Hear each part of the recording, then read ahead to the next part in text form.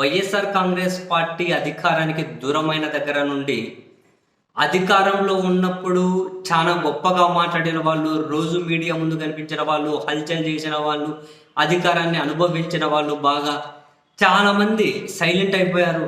కొందరైతే ఎక్కడున్నారో కూడా అడ్రస్ కూడా కనిపించట్లేదు. ఏం జరిగినా కూడా వాళ్ళ పార్టీ తరఫున కనీసం ఒక ప్రెజెంట్ కూడా మాట వరుసకు కూడా వేసుకునే పరిస్థితి లేకుండా పోయింది. ఇలాంటి పరిస్థితుల్లో సరే, ఇప్పుడు కొన్ని చోట్ల డిప్యూటీ మేయర్ ఎన్నికలు, మున్సిపల్ చైర్మన్ ఎన్నికలు ఇవి రాష్ట్రంలో వచ్చాయి. అండ్ అలాగే తిరుపతి డిప్యూటీ మేయర్ ఉప ఎన్నిక కూడా వచ్చింది. తిరుపతి డిప్యూటీ మేయర్ ఎన్నిక చేసుకోవడానికి కూడా ఈ ప్రకటనలో వచ్చింది. ఎలక్షన్ కమిషన్ నిర్ణయం తీసుకుంది. అన్నిటితో పాటు తిరుపతి డిప్యూటీ మేయర్ ఎన్నిక కోసం 4-5 రోజుల నుంచి అఫ్కోర్స్ అధికారానికి దూరమైన దగ్గర నుండి రాజకీయం చేస్తూ ఉన్న లోపల ఈ 4-5 రోజుల నుండి తిరుపతిలో జరుగుతున్న సంఘటనలు, అసలు ప్రజాస్వామ్యం అపహాస్యమైపోయింది అనే పదం చాలా చిన్నది.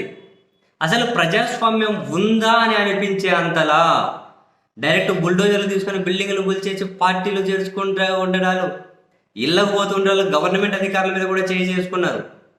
ఇంకా కొందరు ఏమంటారు, బయటకు వచ్చి కేసు పెట్టడానికి భయపడుతూ ఉన్నారు. కానీ ఇంకా అక్కడ ఒక ప్రభుత్వ ఉద్యోగం మీద కూడా చేసుకున్నారు తిరుపతిలో. అవును. అండ్ ఎక్కడికక్కడ కార్పొరేటర్ల మీద దౌర్జన్యాలు, ప్రలోభాలు, పగలు బస్సు మీద దాడి చేసి, ఎంపీ కూడా ఉన్నారు, పగలు దాడి చేసి అద్దాలు పగలు కొట్టి ఈడ్చుకొని వెళ్తున్నారు కార్పొరేటర్లను. అండ్ ఒక దగ్గర కార్పొరేటర్లు ఉంటే మొత్తం రౌడీలందరూ చుట్టుకుని ఒక హోటల్లో తలుపు దగ్గర వాళ్ళు కాపలా ఉండడం. మరో దగ్గర కార్పొరేటర్ తీసుకొని పోలీస్ స్టేషన్లోనే ఎన్నికకి రాని కూడా ఎక్కడో చీకటి రూమ్లో వాళ్ళని లోపలికి పోయేసేసి వాకిలేసేయడం. ఇన్ని చూస్తూ ఉన్నాం. వీటన్నింటినీ కూడా ధైర్యంగా ఎదుర్కొని ఎక్కడే కూడా తొనకుండా బెనకుండా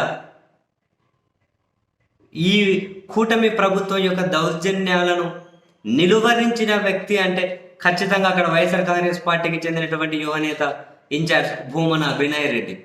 నిజంగానే కార్పొరేటర్లను హోటల్లో బయటకు రానియట్లేదు, అక్కడ రౌడీలు చుట్టుముట్టారు అంటే అక్కడికి పోయి నేరుగా హోటల్కి పోయి వాళ్ళతో కొట్లాడి మొత్తం మీద వాళ్ళ కార్పొరేటర్లను బయటకు తీసుకొచ్చి ఆయన అక్కడికి పోతే మళ్ళీ ఇక్కడ పోలీస్ స్టేషన్లోనే కార్పొరేటర్లను పెట్టించేశారు. మళ్ళీ ఆయన పోలీస్ స్టేషన్లకు వెళ్ళాలి.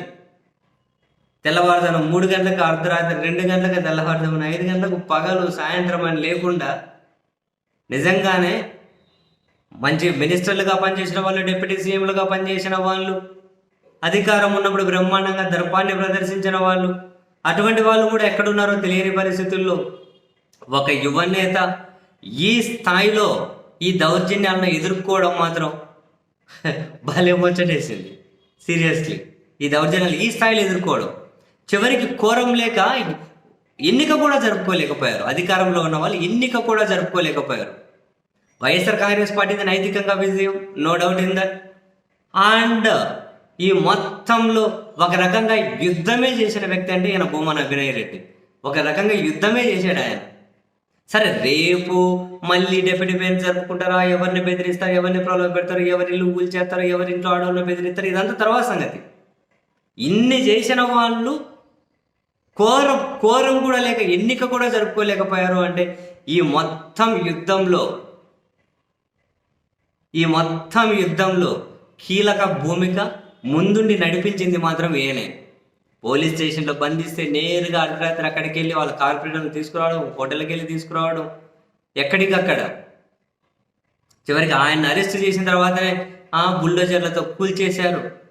రకరకాలుగా నిజంగానే ఎక్కడైనా కనుక భయపడుతూ సైలెంట్గా ఉన్నటువంటి వైఎస్ఆర్ కాంగ్రెస్ పార్టీ నాయకులు ఎవరైతే ఉంటారో అటువంటి నాయకుల్లో వైఎస్ఆర్ కాంగ్రెస్ పార్టీ మిగిలిన క్యాడర్లో కూడా ఇదంతా చాలా ఉత్సాహాన్ని నింపేదే. ఒక యువనేత నిర్వహించినటువంటి ఈ మొత్తం ఎపిసోడ్ ఏదైతే ఉందో ఇదంతా డెఫినెట్లీ చాలా ఉత్సాహాన్ని నింపేదే వైఎస్ఆర్ కాంగ్రెస్ పార్టీలో మాత్రం. చాలామంది 7:30 కూడా కనిపిస్తలేరు. కానీ ఈయన చూడండి ఎంత నిలువరించాడు. నిజమే, దాదాపు తిరుపతి ఉప ఎన్నిక, డిప్యూటీ మేయర్ ఎన్నికకు సంబంధించి ఆయన ఒక పెద్ద యుద్ధమే చేశాడు.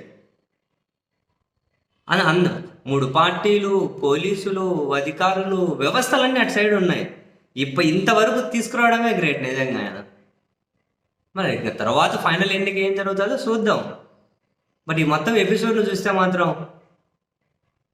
భలే భలే ఎగ్జిక్యూట్ చేశాడు అబ్బా ఈయన మాత్రం. భలే భలే ఎదుర్కొని భలే ధైర్యంగా ముందుకు వెళ్ళాడు అనిపించింది.